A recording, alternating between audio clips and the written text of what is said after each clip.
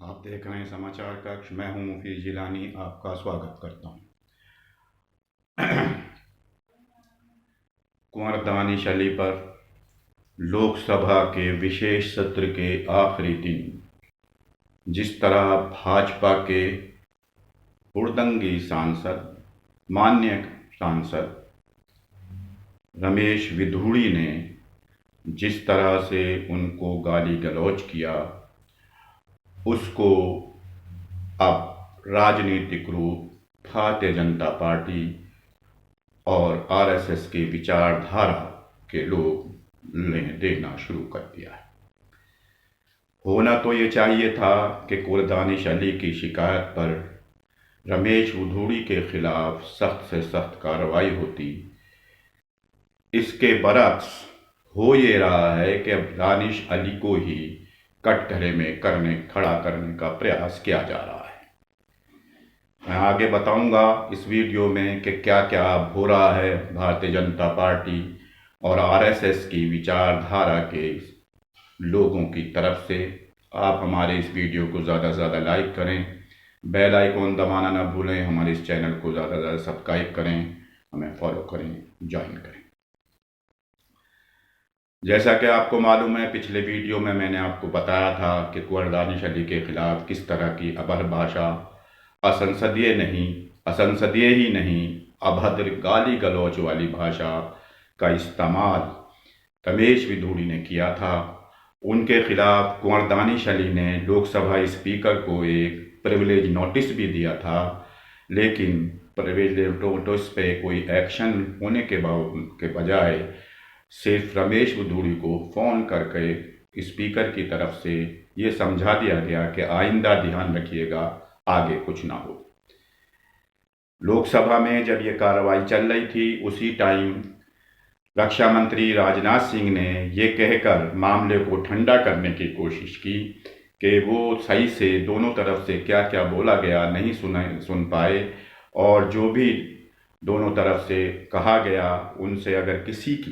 किसी की भावनाएं आहत हुई हैं, जैसा कि विपक्ष की बेंचों की तरफ से आवाज़ आ रही है, तो मैं उस पर खेद प्रकट करता हूं और अपील करता हूं कि आप संसद की कार्रवाई से इन टिप्पणियों को निकाल दें। ये भी एक तरह से इस मामले को सीरियस गंभीरता से ना लेकर इस मामले को ये बताने की कोशिश की गई कि कोई मामूली बात है। और निश्चित रूप से आरएसएस की और बीजेपी की जिस तरह की विचारधारा एक विशेष समुदाय के लिए है, उनके लिए ये आम बात है, मामूली बात है। वो तो आए दिन इस तरह की बात कहते रहते हैं, चाहे अनुराग ठाकुर हों कि गोली मारो डैश डैश डैश, चाहे कपिल मिश्रा हों, चाहे प्रियंका सिंह ठाकुर हों, चाहे गिरिराज सिंह हों, चाहे और बहुत से, चाहे मुख्यमंत्री उत्तर प्रदेश के योगी आदित्यनाथ हों, और बहुत ऐसे नेता हैं, अश्वनी चौबे हैं, निशिकांत दुबे हैं, सब इसी तरह के लोग हैं। सम्राट चौधरी जो बिहार प्रदेश का भाजपा के अध्यक्ष हैं, वो सब इसी तरह की भाषा का, इसी तरह के जुमलों का, इसी तरह के हमले करते रहे हैं एक समुदाय विशेष के लोगों पर। गिरिराज सिंह तो आप सुना होगा कि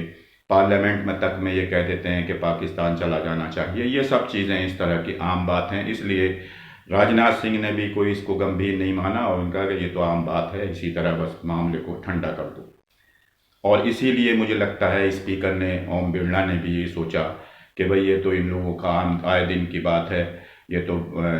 हमारे तो विचारधारा ही इस तरह की है, तो ये सब हुआ। लेकिन अब उल्टा ये होने लगा है कि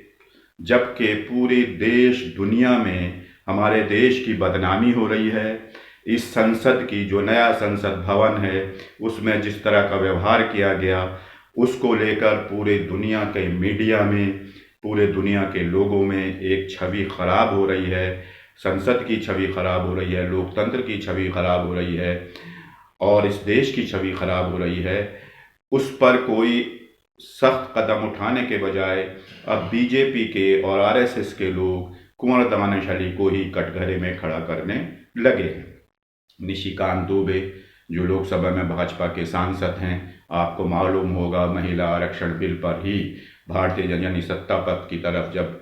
बोलने की शुरुआत उन्हीं से कराई गई। महान राष्ट्रवादी संस्कारी सांसद हैं, सब जानते हैं कितने संस्कारवान हैं वो। और उन्होंने एक स्पीकर को नोटिस दिया और ये आरोप दानिश अली पर लगाया कि साहब दानिश अली ने ही प्रधानमंत्री को बुरा भला कहा, इसलिए रमेश बिधूड़ी उत्तेजित हो गए। इसके अलावा 2 अन्य सांसदों ने भी शिकायत स्पीकर से की है और कहा है कि इस मामले की जांच की जाए और कुंवर दानिश अली को सजा दी जाए। यानी कुंवर दानिश अली जिनके वीडियो वायरल हो रहा है कि रमेश बिधूड़ी ने उनको आतंकवादी, मुल्ला आतंकवादी, अग्रवादी, भड़वा, कटवा सब कुछ कहा। ये मुझे मजबूरी में ये बातें कहनी पड़ रही हैं क्योंकि निशिकांत दुबे ने जिस तरह से कुंवर दानिश अली पर हमला बोला है वो मैं समझता हूँ एक सोची समझी साजिश है और इस मामले को दूसरा मोड़ देने की कोशिश है, पोलराइज ध्रुवीकरण। ऐसा लगता है कि रमेश बिधूड़ी ने जानबूझकर ही पार्टी की लाइन पर काम करते हुए, संघ परिवार की लाइन पर काम करते हुए कुंवर दानिश अली को लोकसभा में इस तरह की बातें कही हैं। और अगर ऐसा नहीं था तो ना तो हर्षवर्धन सिंह पीछे बैठकर हंसते बल्कि उन्हें रोकने की कोशिश करते हर्षवर्धन, जैसा कि उनका व्यक्तित्व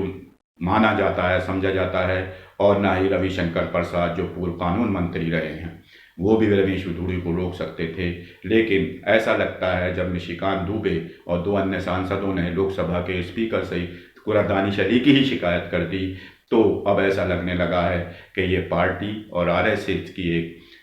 एक मतलब लिखी हुई पटकथा पर ही रमेश बिधूड़ी बोल रहे थे और प्रधानमंत्री नरेंद्र मोदी को भी इसका समर्थन था। और अब जैसा कि मैंने पिछले वीडियो में कहा था कि अब ये पूरा साबित होने लगा है, पूरा प्रमाणित होने लगा है कि अब रमेश बिधूड़ी को निश्चित रूप से ही पार्टी की तरफ से, आरएसएस की तरफ से इनाम दिया जाएगा, प्रधानमंत्री की तरफ से भी इनाम दिया जा सकता है, उनका प्रमोशन किया जा सकता है, हो सकता है उनको कैबिनेट में शामिल कर लिया जाए 2024 के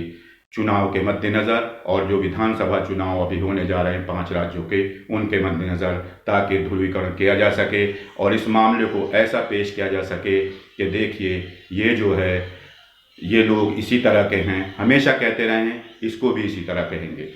अब आपको ये तय करना है कि ये समाज, ये राजनीति इस देश की किस तरह जा रही है और ये सत्ता पक्ष के लोग एक समुदाय विशेष पर किस तरह हमलावर रहते हैं और क्या उनके बारे में सोचते हैं। मैं मुफीद जिलानी आपसे इजाज़त चाहता हूँ और उम्मीद करता हूँ आप हमारे इस चैनल को ज़्यादा सब्सक्राइब करेंगे, बेल आइकन दबाना भूलना, फॉलो करें, ज्वाइन करें। शुक्रिया।